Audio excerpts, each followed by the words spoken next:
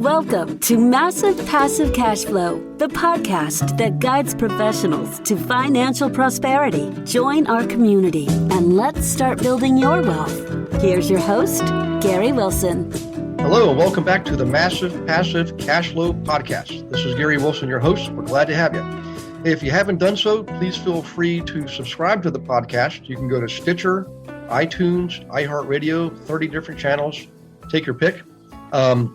Also, if you're looking for that agent that knows what they're doing, we just finished building the website globalinvestoragent.com. All the agents have profiles out there. You can see where they are. You can search by name, search by state, search by city, and we're in 28 states. They've all been trained. They know how to identify, analyze, and negotiate off and on market deals, which is really important. And they have access to all the properties in the country, 100%, residential, commercial, every property record, every court record. They can find out anything you want to know. So look them up and grab yourself one of those folks, because that's a big part of your team. And speaking of investor agents, we have a great guest today. Dustin Nulf is with me. So, hey, Dustin, first off, thanks for joining us. I appreciate you taking your time to do this. Thanks for having me. I appreciate it. Yep. And for everybody listening, just so you know, Dustin and I are actually brothers from another mother. We have done everything almost the same, lots of success. And Dustin also has a team of investor agents in Pittsburgh, Pennsylvania. It's basically the metroplex for 7 counties. So I won't name all the counties, but there's 7 counties involved here and about 2 million people, and one of the most favorably priced markets in the country. So if you're an investor, do the research, do the math, and Dustin can probably share some of that data with you. But in any case, hey, Dustin, if you wouldn't mind, give people a little bit of a background on, how you got to where you are now, and then we can go into maybe some case studies and examples and some tools people can use. Sure. Well, I guess it kind of started. I was around the age of, I think, 27 years old, working in and out of the restaurant industry. I was actually running Taco Bell restaurants for a local franchise. And it kind of, the restaurant industry can wear on you, right? So I was getting worn down. I was working 70, 80 hours a week, running successful stores and having fun doing it.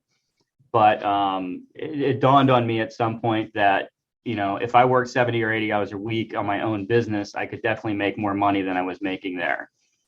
So I started looking at potential business ventures to get into, and just bought a whole bunch of books. One of them happened to be Rich Dad, Poor Dad, and ended up, I read the book and I thought, man, real estate, this sounds like real estate's what I should be doing.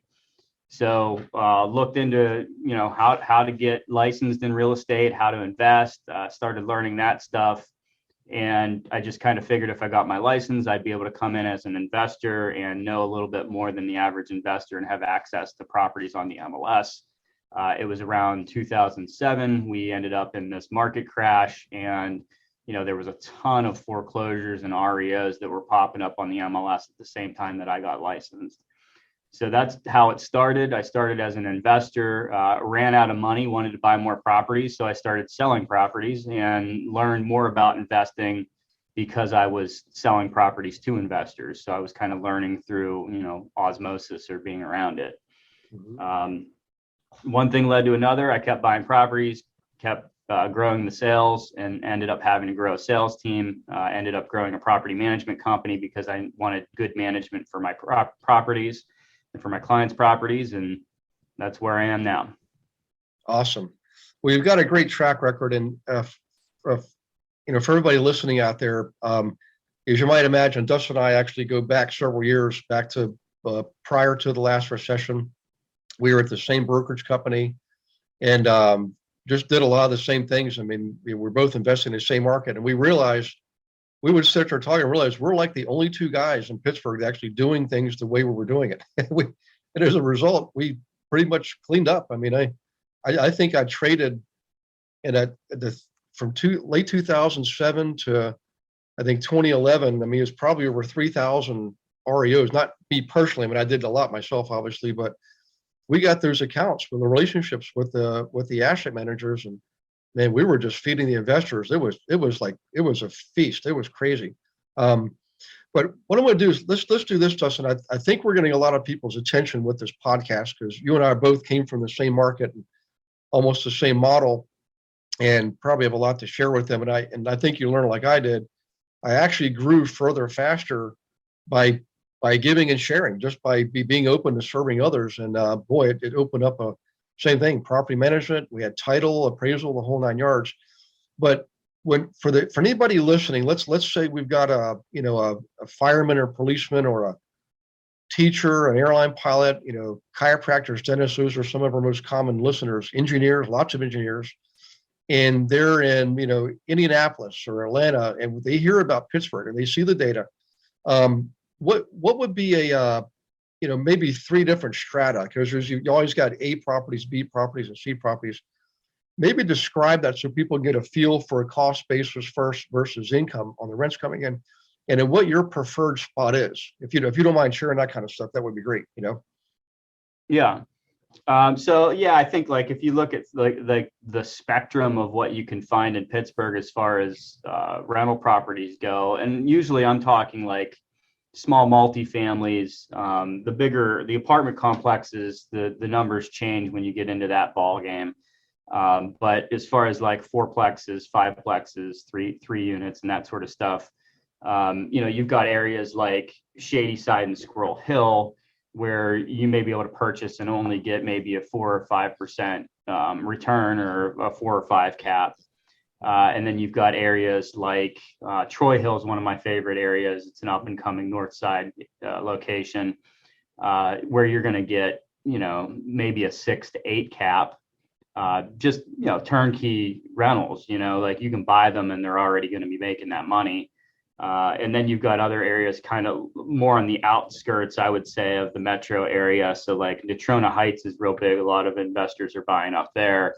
And you may be able to push a 10 cap or higher in those areas at the moment. And the prices, some of the areas, the lower end areas, you can get, 50 or 60 grand a unit. Whereas if you're buying in Squirrel Hill or Shady Side, you might be paying $150,000 to $250,000 a unit. And of course, you get what you pay for, right? If you pay for the big money for the better units, you're going to have a better tenant pool. You're going to have lower vacancy rates. You're going to have higher rent rates, better appreciation chance, just an overall more consistent investment. And then if you're buying in those outskirt areas, it's a little bit more risky. It's more of a working class neighborhood. Tenant pool is a little bit more sketchy, and you got, a little bit higher risk. Vacancy rates might be 7% or higher. And you got to factor those into your calculations. Yeah, it's interesting. Cap rate. When I first got into investing, I decided I really don't care much about cap rate. Well, I did learn to care about cap rate as the years went on, and I got a lot of gray hair. So cap rate really, for all the listeners, it doesn't just represent reward; it also represents risk. So the higher the cap rate, they're like, "Hey, man, I'm going to get a 15% cap rate." Well, initially that sounds great, 15% return on your money, but it also means you have higher risk. There's 15% more headaches. I mean, like vacancies, evictions, property damage, things like that. So you really got to think through what your risk tolerance is. And I know for me in the early years, I started off with the C properties. That's how I got started. Then I got into the B properties and even did a few A properties. And it turns out, I was like, boy, the B properties are really the place to be because you've got generally a good, solid client base. You typically blue collar or young adults starting out in their life, and they have jobs and they're paying their rents on time, and they're decent in the neighborhoods. They're not like the low end neighborhoods, and eventually they'll move up perhaps and get their own home. But it wasn't like there was as much turnover as I had in the C units, and on a percentage basis, the cap rate wasn't as good, but the risk was far less. There was less headaches, and the cool thing is, like you mentioned, Dustin, the appreciation was so much greater, and which is really important because that became leverage for me later on. I was able to borrow more against all that excess equity to grow further. So let's talk about that for a second. So let's say somebody, they got 10 properties, maybe 20 to 30 units, duplexes, triplexes, things like that. And they're ready they're just like, hey, Dustin, I feel like I want to do more. I want to get to the next level. What kind of suggestions or what are some things people should think about when they're ready to go to that next level, things that they need to maybe learn, for example? Well, I mean, if we're talking about the next level, as in picking up a 20 to 50 unit apartment complex, I mean, obviously there's the scalability of it all, looks nice. Mm-hmm. Things to know about the Pittsburgh market is that market for those apartment buildings is extremely competitive right now. And, I'm seeing these things sell for a 3 or 4 cap, where, they're being advertised as a 6 or 7 cap. But when you actually calculate the numbers, it's like, I don't understand how they're getting that. Mm-hmm. So, you have to know your numbers well. You need to be able to project and find the hidden value in the properties. Mm-hmm. Some of these properties, they are value add properties where you're going to have to go in and you're going to have to put a lot of money into them up front in order to actually get the return that you want to get out of them. So, you got to be prepared for that and willing to invest the time and money involved in order to get the proper return. And I would, highly recommend, don't just jump into one because you found it. Mm-hmm. Because like I said, the numbers are tight. The competition is large in those bigger properties right now. Mm-hmm. You got people with big pockets that are looking at them, and they're maybe not looking for the same returns that you might be. They're willing to take less. Yeah, and that's true. When you go up in size, everybody, it's everything's scalable. So the cap rates may be lower initially when you first buy a 50 or 100 unit building, but the reason why people buy them is they know that, let's say you have a 100 unit building, and you go in and you raise your rents $20 across the board. That's $2,000 more a month. Okay. Now on the surface, you might think, that's okay. $2,000, I'm not going to complain, but I need big money. Well, here's where the big money comes in. On an annual basis, that's $24,000 cash flow a year. And if you're let's say you're at a 5% cap rate, that means you're adding, about $120,000 to your equity, to your net worth in that one move. Okay. Because a rent raise is it goes right to the top. I mean, in other words, your expenses are relatively fixed. Taxes, insurance, maintenance, repairs are relatively fixed. So when you raise income, it has a big impact, and therefore raises your cap rate. So now you went from maybe 5% to a 10% cap rate. The next time you do a rent raise, now you're looking at $250,000 added to your net worth in one move. So the big players know this. Now it takes time to get there. The other thing too I've noticed, Dustin, is generally when people move up in scalability, number of units per purchase, they're generally looking for the better properties. I used to own one. I know you probably know the one I'm talking about, the 78 unit down in Whitehall, Devon Place. And we got it from a guy who was in the gas and oil industry, whose father basically gave him the money and said, try to make your own way. And he went out and bought a $1 million some odd property right out of the gate, and just didn't know what to do. And a few years later, we picked it up for essentially less than what he paid for it, I think. And then we doubled our money, sold it later on for twice what we paid for it. But we also raised the rents a lot in that property. And I could have lived off that property just by itself. But I didn't make that move until I already had, probably 150 units under my belt at the time, and scattered 9 units here or 5 units there. But it allowed me to stretch my risk threshold. That was another big thing, is the mindset. You've got to think at the next level to act at the next level. Hey, what do I do, Dustin, if you don't mind, is kind of shift gears a little bit. So it's one thing to acquire the properties, these income producing assets, but what about when it comes to management? Because I learned myself, all my gray hair, by the way, came from the management part, which is you got to maintain it. You've got to actually manage it to success. So let's touch on that. So when it comes to management, what are some of the key things you would encourage people to really consider and focus on to maintain their properties and the income potential and the value, Keeping the vacancy rate low is super important. And, some people seem to confuse vacancy and occupancy rates. And yeah, they're kind of tied together. But just because you got somebody in a unit doesn't mean that it's occupied, financially. So you want to make sure you got good paying tenants that are in there. And, especially if you've got a building where there's multiple units in it, one bad tenant can actually create, more vacancy than just one unit. Like you could lose 5 good tenants because you got one bad tenant in there.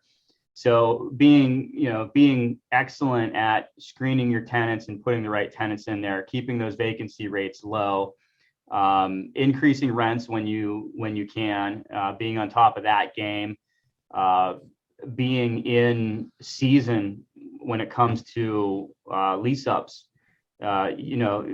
If you're trying to lease up a place in Pittsburgh in November, you're going to take a couple $100 per month hit on the potential rent possibly. Yeah. Whereas if you were renting it out in May, June, July, or August, you'd be maximizing your rent and you'd be renting it in the middle of the busy season. So, you got to look at kind of the big picture of it all those little things. It's just like running a business. All those little line items that are costing you $10 a month or $20 a month or whatever, they add up to the potential profit that you're missing out on that's going to make that property worth more money. Yeah, I agree 100%. There's that, the tenants, at the end of the day, once you own a property and you've got it remodeled, it's ready to go, the tenant you put in there is probably the most important thing. And that all begins with screening and interviewing. And I know in my early days, I would sometimes take a shortcut because I'm busy. I mean, I was acquiring properties all over the place. It was crazy. And I was trying to be more efficient, but I made mistakes. And I let people in that I should have done more due diligence on, because some people were completely surprised you. They could look like Mother Teresa or Mahatma Gandhi, like perfect, wonderful people. And then they get in there and they're the devil, So yeah, doing due diligence, man. And I tell you, you gotta call the current landlord, prior landlord. I mean, really take the time to do it, because like Dustin said, guys, boy, one bad tenant, it might not just cost you 1 month's rent. You may have to go to court. You may have property damage. Other tenants get upset, they leave. It could have and then your property gets stigmatized. Just when trying to turn a property around, it's not that easy, because if you have there's an old saying, crappy property, crappy tenants, nice property, nice tenants.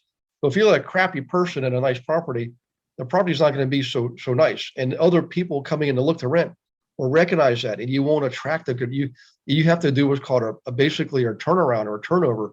And the more units you have, the more. A big Bevan place, we thought we'd be done in a year. It took us 3 years to get that thing turned around. First time was crazy. We owned it for 8 years, but totally. We surprised ourselves. So when it comes to management, there's so many things to consider. I know, like, I always try to have every utility in my tenants' names other than water and sewage, which are lienable, and I would bill them for those on the units where I could separate the water. But what are some of the things along those lines to help, not just maximize the income, but minimize the expenses, the money going out for repairs and garbage and things like that? Any rules of thumb, or like what types of properties maybe lend themselves more easily to that type of approach? Well, I think, like, when you're first getting started, single family homes are nice because you can say, you're responsible for all your utilities, and even the water and sewer, depending on where you're at. Like, even if it's lienable, like Gary said, you can charge it back to the tenant and make them responsible for it. The advantage of single family homes also is, like, we just had, a couple feet of snow fell over the last couple weeks up here. The single family homes, the tenant's responsible for shoveling and for salting and for maintaining the lawn. We have multifamilies. I got my bill for one of my multifamilies, and I'm like, oh my God, why is this so high? And it was snow removal. Yep. And, when you're paying a guy to be out there chiseling 3 inches of ice off the sidewalk, that can get expensive when you've got a large multi-unit building with a lot of sidewalk. So those are the expenses that you want to like predict for. And again, like the smaller the unit, or like if you've got side by side townhomes in like an 8-unit building, you can make each tenant responsible for their own, areas. And that's kind of nice. But it's the nature of the beast. If you get a 50-unit building, you're going to be responsible for the common area maintenance, the common area utilities, the, groundskeeping and all that sort of stuff, which is something that you want to make sure you're accounting for. Yeah, I agree. Well, I'll give you a quick little story here. So that big apartment complex, we it was either 2000, I don't know, it was 8, 9, 10. It was in the first couple of years. We had a massive snowfall, and we had to have a guy come in with one of those road scrapers, not even like the big dump truck with the blade in front and the saw spreader in the back. This was like a highway thing, a highway scraper. And it took him, all weekend. It was just insane. That cost us $2,000. We had 2 acres of land there, a parking lot that ran the entire length of the property, and a sidewalk in front plus the road. And at that point, we said, this is nuts. We actually bought our own truck with the plow and a saw spreader and everything. We did it. We bought everything, through the business, of course. And then we had an on-site maintenance man. We had him do the plowing from that point on, because we were paying him like a $15 hourly rate, and gave him the right equipment. That saved us a ton of money, Yeah. We also struck deals with like the phone company, the cable company, internet. All those people were at one of the provide service, exclusive service to our complex, and so we had them strike deals on rates and fees so that we could put that in. Or we advertise our properties. Hey, by the way, we just want to tell you, we're going to save you a ton of money on phone, cable, and internet. So little things like that. Oh, another thing. Do any of your owners spin off their garages separately? Like, let's say you buy a duplex and it has a 2-car garage out back, or like Bevan Place had, I think 30 some odd garages. Did you ever have owners spin those off separately and rent them separately from the houses and the apartments? Yeah, we do. It just depends on the area and the situation. But a lot of times what we'll do is we'll offer it up to the tenant first and say, we're advertising, let's say $1,200 a month for this apartment. And by the way, you have an assigned spot. If you want to pay for it, it's an additional $100 a month. Would you like that? If they say yes, then we write it into their lease and they're paying for that garage space or parking space. And if they don't, then, they don't get to use it and we end up renting it out separately. As a management company, do we like doing that? No, because we don't make a whole lot of money off of garages. Yeah. However, it's a service that we do offer to our clients depending on the property situation. And, we try to make the best of the situation. If it's a higher end area where a garage should be included with the rent, then we're not going to rent it separate. We're going to include it with the lease. Yeah. How about like laundry? Is there a certain number of units where, like, below that number of units, you don't recommend the owner putting in laundry, or above that certain number, you say, hey, laundry will pay your water bill, and if you got enough units, even maybe a profit. Any rule of thumb there, or what do you generally see out there right now? Yeah, I mean, honestly, if it's 3 units or more and there's an area that we can put common laundry, we suggest it. And we suggest what we typically do. We don't manage the actual coin-op laundry ourselves. We lease, or a company leases the space and puts their units in there. I find that very advantageous because they're responsible for the upkeep and maintenance of the units. If there's some sort of emergency, like where these things are like broken on a weekend, they're calling that company. They're not calling us. Yeah. And then we get the landlord gets a portion of the income that comes in, and that gets paid directly to us. So we don't have to go out and collect the coins. And I think, we're only netting maybe 40% of what's actually paid there.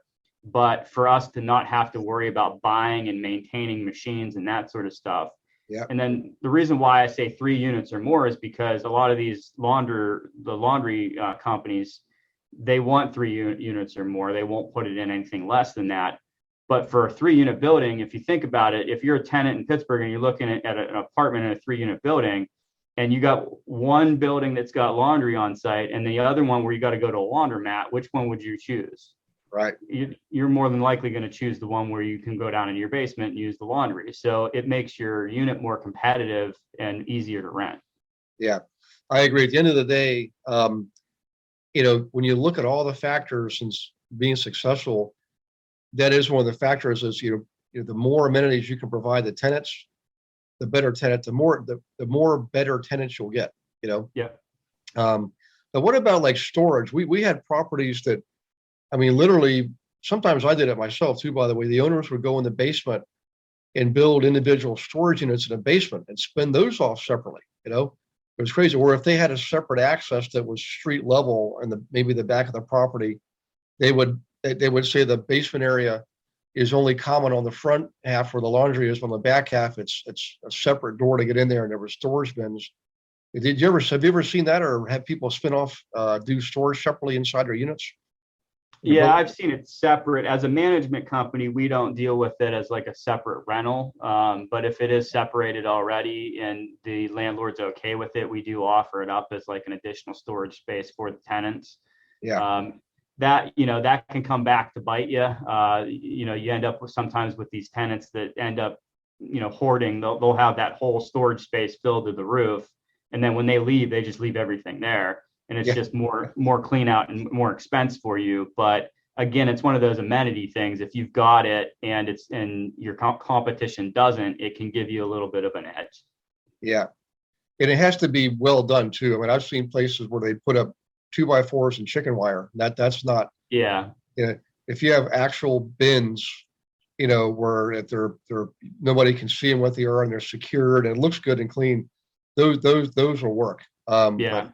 I knew all the landlords ever knew that always took the cheap route. You get what you pay for. If you're gonna be cheap, you're gonna look cheap and act cheap, and you're gonna get cheap people and cheap tenants. Yeah. Hey, now another thing that was really interesting to me is I started tracking, like I had efficiencies, 1 bedrooms, 2 bedrooms, and 3 bedrooms, and every now and then I have something unique, a 4 or 5 bedroom with 2 bathrooms, and those are always really neat because those people stay forever. But is there a sweet spot for you in your management activities? Can you tell us, is there like a sweet spot number of bedrooms and bathrooms as far as what's more easily rentable, and also rents per square foot or rent per room is like the most favorable thing? Anything you notice there? Our turnover rates are way lower on the single family homes. I think that's like another big benefit of single family homes is a lot of times, you're going to get, depending on the area, you're going to get like a family in there if it's a working class area, and they might be there for 7, 8, 9 years. We've had tenants 14, 15 years in some units where we inherited them and they're still with us. And those single family homes are usually good for that. In the city, like, again, it comes down to the area. In the city, if you're like in a college area, the 1 and 2 bedrooms, those things turn over. When they turn over, you place a tenant real quick. They're in very much in demand. And then market conditions change. Recently, there was a very, very big shortage of 1-bedroom apartments in Pittsburgh. So those things were going almost as much as the 2 bedrooms, just because there wasn't any available. So again, it depends on the location. It's kind of hyper local, but I like when it comes to like the beginning investors, and if you're trying to like save on costs, I like the idea of single family homes and the fact that they're also going to gain appreciation based on emotion, not based on numbers. Investors buy on numbers, owner occupants buy on emotion. So if you buy in a good neighborhood that's up and coming, you can get a much bigger return on your appreciation on those single family homes if you're just starting out. Yeah, I agree. To me, if I can make a recommendation for everyone, if you have a low risk tolerance, which means you just don't want to deal with a lot of headaches, and you tend to be more of a,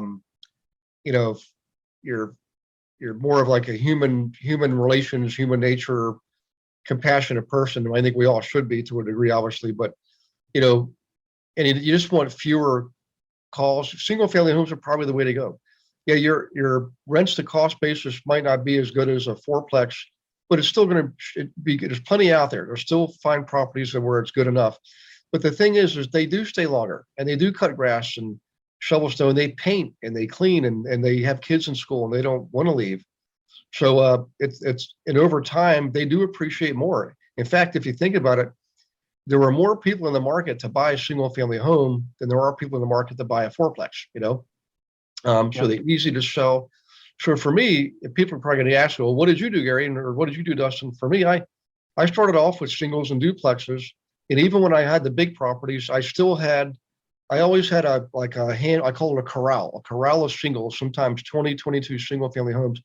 So if I wanted to raise a quick $100,000, I just would sell one, Or if I wanted to do a flip, I'd take one of my rentals in a neighborhood that they improved over the years and let the lease expire, then remodel it to a sale type remodeling, not a rental type remodeling, remodel it for sale and cash out that way.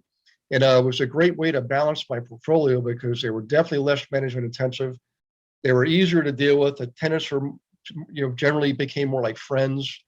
And at the end of the day, when it's time to cash out, it was just easier to sell. You can sell this home in a matter of days, so. Yeah, I agree with that. And the other thing is like just to be able to fix it up like that over time, like you hold it for 10 years and then you fix it up and sell it, you're paying less capital gains than the flipper who turned it over in under a year. So that's an advantage to doing it that way as well. Yeah.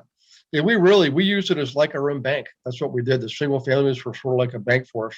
Well, I'll tell you what, Dustin, I know we're kind of getting close on time here, but how can people get a hold of you? I know, everybody listening, if you haven't figured it out, I'm telling you as a matter of fact, in the Pittsburgh Metroplex, the 7 counties around there, Dustin is absolutely the go-to guy. Everybody knows it. Everybody in this market, every other agent on the MLS, I guarantee you half of them know who Dustin is. He's got it drilled down to a science. And you'd be crazy not to look him up to help you do your investing and even manage your properties. I mean, just a, all around good guy. I know him personally, by the way, too, if you haven't figured that out. So this is a personal recommendation, not just because somebody's on my podcast. I know for a fact what he's doing and how he's doing it. So Dustin, how can people get a hold of you? All my contact info is on my website. If you just simply go to dustinnulf.com, you'll find my sales team. You'll find our contact information and, links to the property management website and whatnot. So that's, dustinnulf.com. They can find me there, and I'd be happy to talk to anybody who's interested in the area. Awesome. Well, and one more parting question. I know we get this question every week now on the podcast, Dustin, is where do you think the economy is going, and what can we do? What should we plan for? How can we prepare to profit with what looks like coming? So any parting words of wisdom there? Well, I mean, it's a crapshoot anymore, huh? Yeah. I can't tell you. The way things were going, you would have thought we would have been heading toward a recession by now. Mm-hmm. With inflation and the amount of money that was printed over the last couple of years, it's hard to predict, if we're going to see a market recession like we have seen in the past. And in any case, like in my mind, what I'm thinking is real estate is one of the best things that you can buy, no matter what market you're in. So like worst case scenario, let's say you buy a piece of real estate now and the market crashes, by the end of the year. Are you really going to sell that piece of real estate within a year or two? Probably not. Like if you're going to buy it for cash flow, you're going to buy it and you're going to hang on to it for 10 to 20 years, maybe longer. And will the market rebound in 10 to 20 years? Yes. So, in my mind, no matter what happens to the economy, real estate is still one of the best buys that you can do. It's going to sit there. It's going to make money for you while it's sitting there and while it's rented out. And it will rebound just as well. And it will rebound. It'll be one of the first things that rebounds when the market rebounds, if there was any sort of recession. Yeah. So regardless, and if we end up in hyperinflation, what's going to happen to the price of property? It's going to go up. It's going to go through the roof too. So you may as well be holding on to some of it. Yeah, I agree. It was one of the biggest lessons I learned. And one of my coworkers told me this when I was 23 years old, my very first job, and I was getting ready to buy my first house. And we were talking about how much to spend, how big a house. He looked at me, and he was an investor, and he said, "Look, I'm going to tell you this right now."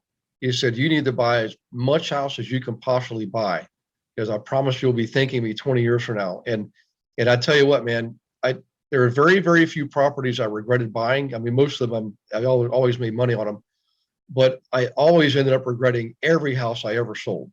I wish I'd have held on every last one of them. Yeah. Yeah.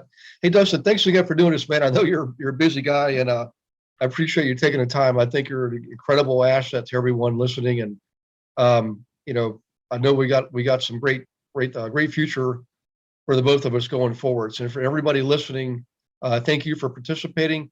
Also, please, when you're done listening to podcasts, go to the podcast provider you're listening to, whether it's Stitcher, iTunes, iHeartRadio, and please leave a review. Podcast reviews are what makes the world go round in the world of podcasts. We appreciate it. I mean, you got this. You don't have to pay a dime for this, and you got a true expert in a market you should be investing in. So if you can leave a review, that'd be awesome. And go to Dustin's website, and when you're finished there, go to globalinvestoragent.com and grab one of those guys too. And go to realestatewithgarywilson.com. Go to the members area.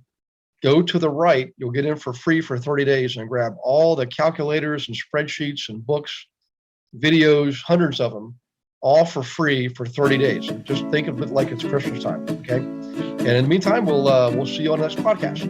Okay, take care, guys. Thanks for listening to this episode of Massive Passive Cash Flow. Be sure to go to realestatewithgarywilson.com to join our community and start building wealth today.